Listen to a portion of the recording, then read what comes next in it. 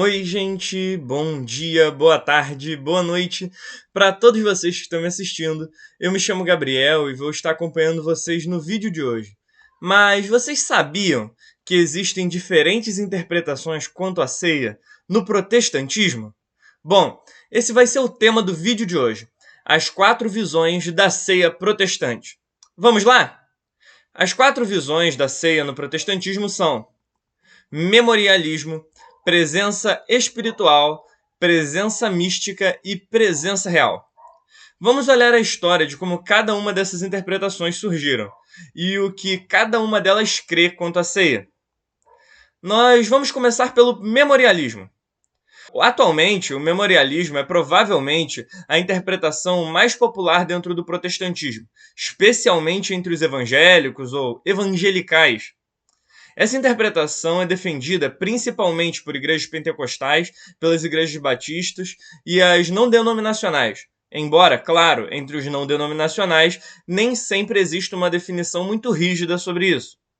De forma geral, o memorialismo é a visão predominante no evangelicalismo, ou seja, em grupos que descendem da reforma, mas não mantêm uma ligação teológica direta com ela. A história dessa visão é bem interessante. Então, vamos dar uma olhada com mais calma. Antes da reforma, Zwinglio era padre da igreja de Grossmünster. Ele era profundamente influenciado pelo humanismo de Erasmo de Roterdã, ou seja, ele via na fé cristã algo que precisava voltar às escrituras originais e limpar a igreja de tradições sem base bíblica.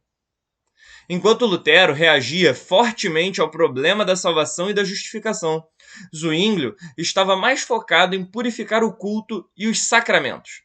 E é nesse contexto que ele começa a repensar a ceia do Senhor. Ele começa a pensar o memorialismo. Zwinglio via na doutrina católica da transubstanciação a ideia de que o pão e o vinho se tornam literalmente o corpo e o sangue de Cristo, algo incompatível com o ensino bíblico e até mesmo com a lógica humana. Para Zwinglio, a frase de Jesus, isto é o meu corpo, deveria ser entendida como isto significa o meu corpo. E essa leitura era coerente com o seu método interpretativo, mais racional e simbólico, típico do humanismo renascentista. A grande virada, o estopim, acontece em 1529, no famoso Colóquio de Marburgo, uma reunião organizada para tentar unir os reformadores. Lá, Lutero e Zwinglio se encontram e discordaram justamente sobre a ceia. Lutero insistia que isto é o meu corpo deveria ser tomado literalmente, enquanto Zwinglio argumentava que era uma linguagem simbólica. No final, os dois concordaram em quase tudo, menos na ceia. E é por isso que as reformas alemã e suíça se separaram teologicamente. A partir desse momento, Zwinglio desenvolve com mais clareza o que chamamos de interpretação memorialista. Como nós podemos ver pela história dessa interpretação, Zwinglio é o seu principal sistematizador, e essa interpretação ficou tão associada ao nome dele que às vezes o memorialismo é chamado de interpretação zwingliana. Mas o que é o memorialismo? O que ele ensina exatamente? Essa é talvez a mais simples das 4 visões dentro do protestantismo. Os memorialistas, eles negam qualquer tipo de participação real, seja física ou espiritual, no corpo de Cristo durante a ceia. Ou seja, Cristo não está presente nem no pão, nem no vinho. Ele está presente apenas na fé do crente. A ceia é entendida não como um meio de graça, mas como um ato de obediência, um mandamento instituído por Deus para que a igreja lembre da obra de Cristo. Mas um ponto que é importante destacar quanto à visão zwingliana.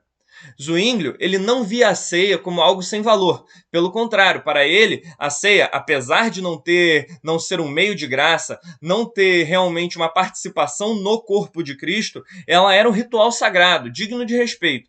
Justamente porque foi ordenado pelo próprio Cristo e nós devemos guardar seus mandamentos. Agora, nós vamos passar para um outro ponto: a presença espiritual. Esse vai ser o ponto que nós vamos tratar agora. Essa interpretação, a presença espiritual, já foi uma das mais comuns dentro do protestantismo, principalmente na fase do grande crescimento do movimento reformado. Agora ela ainda pode ser considerada a segunda maior.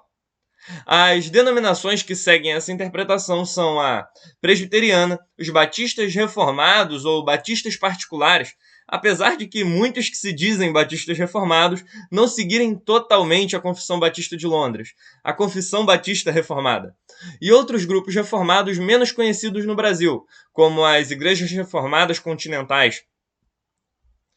Pessoalmente, essa interpretação, a presença espiritual, é a interpretação quanto à ceia que eu sigo. Mas eu estou tentando apresentar tudo sem fazer um juízo de valor, só mostrando a história e o conteúdo de cada posição. Bom, vamos ver o que essa tese acredita, o contexto histórico dela. Essa tese, ela surge em um contexto diferente do memorialismo, porém sendo em parte influenciado por ele. O seu principal sistematizador foi João Calvino, um reformador da chamada segunda geração da Reforma. Calvino tinha alguns títulos. O reformador francês era um deles, que se dava por conta de seu nascimento. Ele nasceu na França. E o reformador de Genebra, na Suíça, pois foi onde ele teve a maior parte de seu ministério. Assim como Zwinglio, Calvino também era um humanista, formado na tradição intelectual do Renascimento. Ele conhecia bem os debates teológicos que estavam ocorrendo entre os primeiros reformadores. Sabe, quando analisamos os escritos de Calvino, nós podemos encontrar uma certa admiração dele por Zwinglio. Porém, ele não deixava sua admiração cegar ele.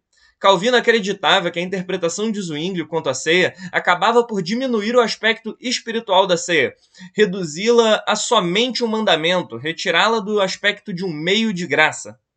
Através dessa discordância que Calvino propõe a sua interpretação quanto à ceia.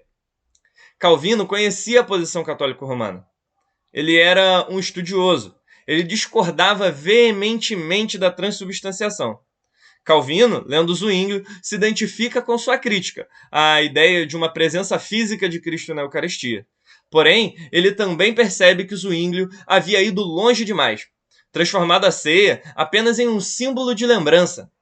Então, a proposta de Calvino surge como uma explicação de meio termo, um ponto de equilíbrio entre o realismo católico, que falava de uma presença física, transubstanciação, a transformação da substância, e o simbolismo de Zwinglio, que via apenas um memorial. Essa proposta é a presença espiritual.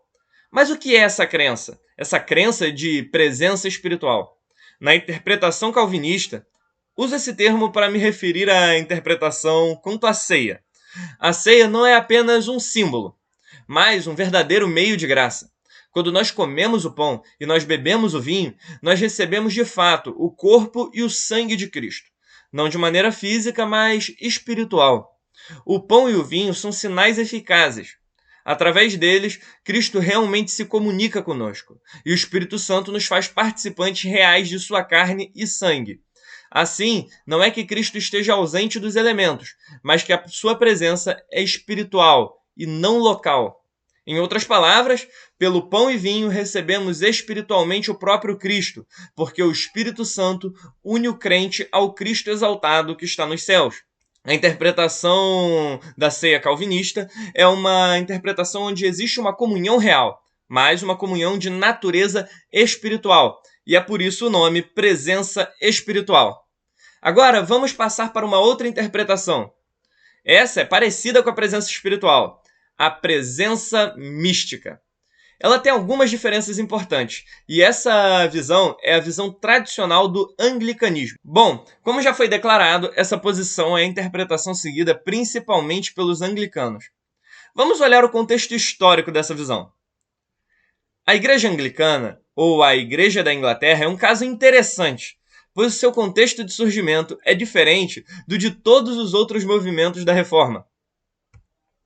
A Igreja Anglicana, ela não é separada, nem se separa da Igreja de Roma, primariamente por motivos teológicos. Quando ela se separa, ela continua sendo uma igreja católica, porém, uma igreja católica sem um papa. Ela seguia a mesma liturgia e os mesmos sacramentos, mas com uma autoridade nacional, no caso, Henrique VIII. Com o passar do tempo, existem pessoas dentro da Igreja da Inglaterra que formulam uma teologia propriamente anglicana, propriamente Igreja da Inglaterra, sem ser a teologia católica romana, tentando mediar a tradição e reforma. e essa tradição surge, chamada a Via Média ou Caminho do Meio. O principal sistematizador de toda a teologia anglicana foi Thomas Cranmer. Se nós formos olhar, ele também foi o principal sistematizador da interpretação deles sobre a ceia. O ponto histórico mais importante quanto à formulação da tese anglicana já foi explicado. O anglicanismo é a via média, e é com base nisso que a sua interpretação surge.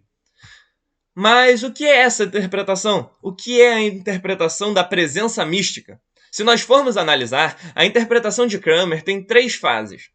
Na primeira fase, ela se aproxima mais da tese de Lutero. Nós vamos ver a seguir qual era a tese de Lutero. Na segunda fase, ele foi influenciado pelas teses de Bucer e de Calvino, onde se afasta de qualquer tipo de presença física.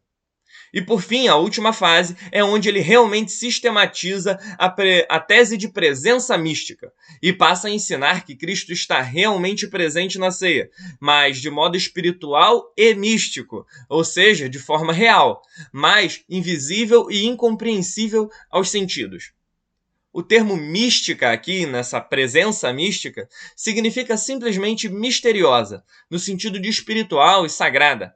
A ceia é, na interpretação de Cranmer, um mistério da fé, onde Cristo se comunica com o crente por meio do Espírito Santo. Enquanto o catolicismo falava de uma transformação da substância e o zwinglianismo via apenas um memorial simbólico na ceia, a interpretação de Cranmer defendia uma presença verdadeira, porém espiritual, na qual o pão e o vinho permanecem pão e vinho, mas são instrumentos pelo qual Cristo alimenta espiritualmente o seu povo. Ou seja, Cristo é realmente recebido na ceia, mas o modo dessa presença é espiritual e o meio é a fé. Por isso, o anglicanismo rejeita tanto a transubstanciação como explicação filosófica da presença, quanto o puro simbolismo, que nega qualquer presença real. No fim, a presença mística ela surge para representar um equilíbrio. Cristo está presente de forma real, espiritual e misteriosa, sem que se pretenda explicar racionalmente como isso acontece. A explicação quanto a esse acontecimento é um mistério acessível somente a Deus.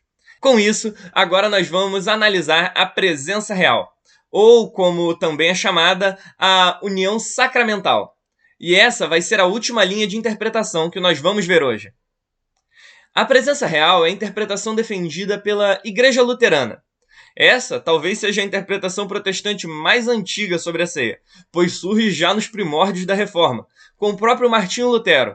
Claro, todas as interpretações, talvez não o memorialismo, conseguem encontrar fundamento nos pais da igreja quanto à sua interpretação. Nós encontramos os primeiros pais falando sempre de uma presença espiritual, de uma presença real, de uma presença mística de Cristo. Claro, muitas vezes não usando esses termos, mas subentende-se essas interpretações. Bom, voltando ao que nós estávamos tratando. Lutero, como todos os reformadores da primeira geração, e grande parte daqueles da segunda geração, nasceu e viveu boa parte de sua vida em um contexto católico romano. Por isso, ele conhecia o conceito católico da ceia, a transubstanciação. E no caso de Lutero, ele estava ainda mais profundamente envolvido em teologia, no catolicismo escolástico. Ele era doutor em Sagradas Escrituras.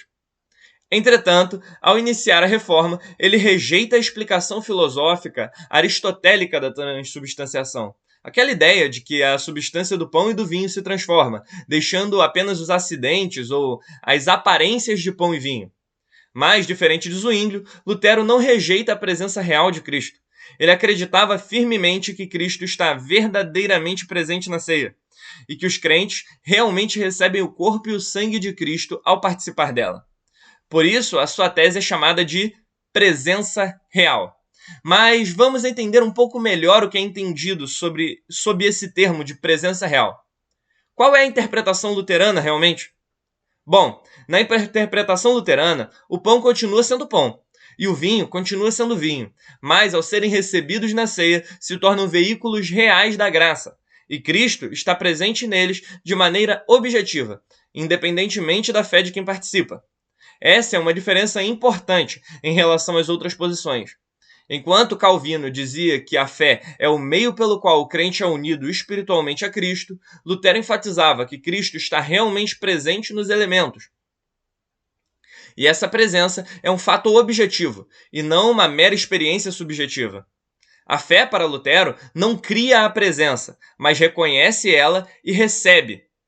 E assim, tanto o fiel quanto o incrédulo podem receber o corpo e o sangue de Cristo. A diferença está em como recebem. O fiel recebe para a bênção, o incrédulo para juízo, conforme a advertência de Paulo, em 1 Coríntios capítulo 11. Então, portanto, na ceia para o luteranismo é mais do que um símbolo, mais do que uma presença espiritual. A presença de Cristo na ceia é uma presença real, objetiva e sacramental. Cristo está realmente presente, não porque o pão mudou de substância, mas porque no ato da ceia, a carne e o sangue de Cristo está unida ao pão e ao vinho. Por isso, ao comer o pão e vinho, se come carne e sangue de Cristo. No fim, a presença real, ou união sacramental, representa a tentativa luterana de preservar o realismo da presença, rejeitando ao mesmo tempo as explicações filosóficas medievais e os reducionismos simbólicos. E é uma presença misteriosa, mas real, baseada na promessa e na palavra de Cristo. Isto é o meu corpo. E é com isso que nós encerramos esse vídeo. Se vocês gostaram do vídeo, eu vou pedir para você deixar o seu like, o seu gostei aqui embaixo, para que o YouTube te indique para mais vídeos semelhantes e envie o vídeo para mais pessoas. Se você gosta de teologia, apologética e fé protestante em geral, se inscreve aqui no canal para o YouTube te notificar sempre que sair um vídeo novo, pois é desse tema que nós vamos estar tratando nesse canal. E que Deus abençoe a todos vocês que assistiram esse vídeo até aqui e até um próximo vídeo.